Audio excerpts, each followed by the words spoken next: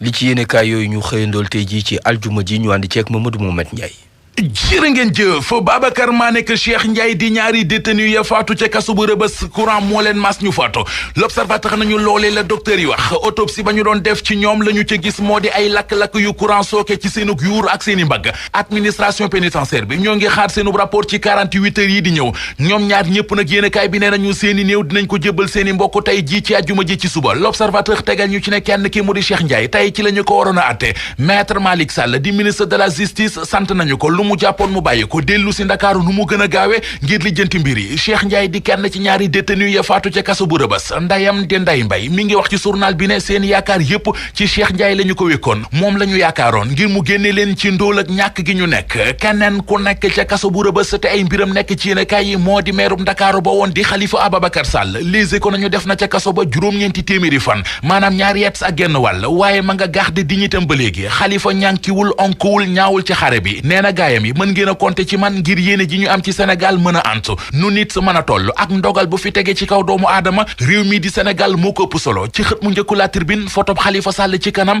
kaso bu Rebeuss ca ginnaaw muy wax naan ku dul yàlla sunu borom mënuma arrêté Khalifa Sall ak leetar bi mu bind démb la ko Khalifa Sall ak leetar bi mu bind démb Le Quotidien gis ca tontu lu mu tontu président Macky Sall Khalifa ne gàtt xel rek mooy tax nit bëgg a taxaw ne daf may fexee xañ yéene ji ma am ngir samam réew source waa nañu Khalifa Sall fay na wundu fay wes defante dëgg ak i bañam moom la def ci leetar bi mu bind démb te bindee ko ci biir kaso bi muy màggal juróom-ñeenti téeméeri fan yi ñu ko téyee ci Rebeuss Libération jàpp ne Khalifa Sall ay conviction la doon wax Mimi Touré xëy na di wax ay conviction ci enquête dina kay ubbil journal bi coow li am ci feer bu Falémé accident yu bari yi ci réew mi la xew ca kaso bu Rebeuss conseil économique social ak environnemental mbiri dialogue national bi lu ci nekk Aminata Touré waxtaan na ceeg waa enquête dina kay nee na situation ba am ca kaso bu Rebeuss yombul te moom Aminata Touré xam na ci dara ndax ne woon na fi ministre de la justice accident yu bari yi ñuy nemmeeku ci réew mi mi ne jëye national la il faut que dañuy am matuk nangu ne xamadek ñàkk silwise gi am ci tali bi moo waral bakkan yu bari yi des ci kaw tali bi te loolee nag xel mënu ko nangu njiital conseil économique social ak environnemental di Aminata Touré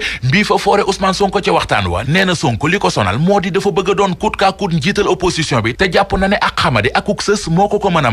may leen ci li nekk ci Vox Populi journal bi dafa xëy sol aw dàllam dugg dëkk bi wax ñu Ndakaaru ni mu salteeg ni mu xayedee ay égout yu amul kubéer foo xool ndox mu bonte salte di xeeñ ëbbali mbeddi dëkk bi di ballee fu nekk quartier bu ci mel ne Grand Yoff ak la ko wër askan wa dee nañu ba dee daali xaar yàlla Parcelles Assainies ak Médina yéenekaay bi nañu ni ñu mel guddi yi na la ko yàlla nëbbo askan wi dëkk ci calte gu ñu xamul fan la ñu jëm ak moom te ONAS mu di office national assainissement gi ñu ci yaakaar amuñu ci menn pexe Sud Quotidien nañu Sénégal zéro décès gi ñuy wax dafa mel ni ay gént wala ay jeneer ndax ci mbeddi dëkk bi miir yu ca bari gaañi saw nañu ko ba mu yàqu ya xeet raxaskatu oto yi fii garage yi fii gargot yi fii sareeti mbalit yi fii mbalit mi ne jasar ci dëkk bi Ndakaaro yore beneen xarkanam El Hadji Mamadou Sonko di biologiste environnementaliste jàngalekat gëstukat ca université Cheikh Anta Diop bu Ndakaaro ne waa Sud Quotidien seetal Sénégal du yomb